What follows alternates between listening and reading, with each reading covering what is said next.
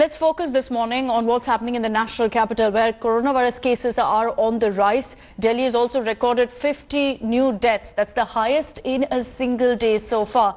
The death toll in the capital has crossed the 500 mark. So far, 2.13 lakh tests have been conducted till May. Deputy Chief Minister Manish Sisodia assured that Delhi is well prepared to deal with requirements of its citizens.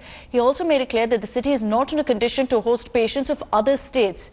This comes after Chief Minister Kejriwal sought suggestions of citizens on whether they should keep the capital's hospitals open to treat outstation patients.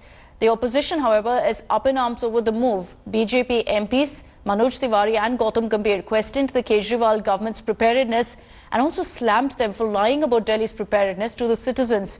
BJP leader Vijender Gupta alleged that the government has failed to deal with the COVID crisis. आज दिल्ली की तैयारी ये है कि दिल्ली के population जो दिल्ली में रहती है उनके लिए हमारी मेडिकल प्रिपेयर्डनेस पूरी है। मेरा आपसे ये सवाल है कि दिल्ली में अगर पेशेंट बढ़ेंगे तो उनके दिल्ली के पेशेंट कहाँ जाएंगे?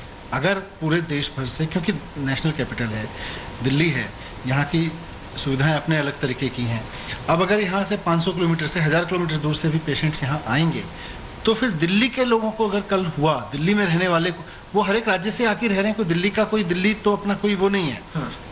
मतलब कश्मीर से लेकर कन्याकुमारी तक से लोग दिल्ली में आके रह रहे हैं। उनमें से कल आज सारे बेड भरवा दो आप, कल अगर दिल्ली के किसी नागरिक को कोरोना होता है तो उसको कहाँ लेके जाएंगे?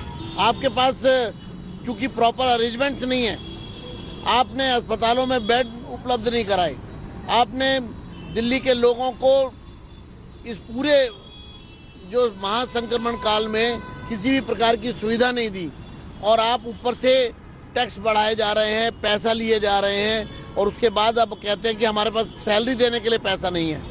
आज आप डॉक्टर्स का कोविड वॉरियर्स का मनोबल तोड़ने में लगे हुए हैं, उनको ये कहकर कि आपको सैलरी भी नहीं मिलेगी। Hello everyone, this is Rahul Kamal here. Hope you enjoyed this video. For the latest news and analysis, like and subscribe the India Today YouTube channel and don't forget to press the bell icon to stay updated.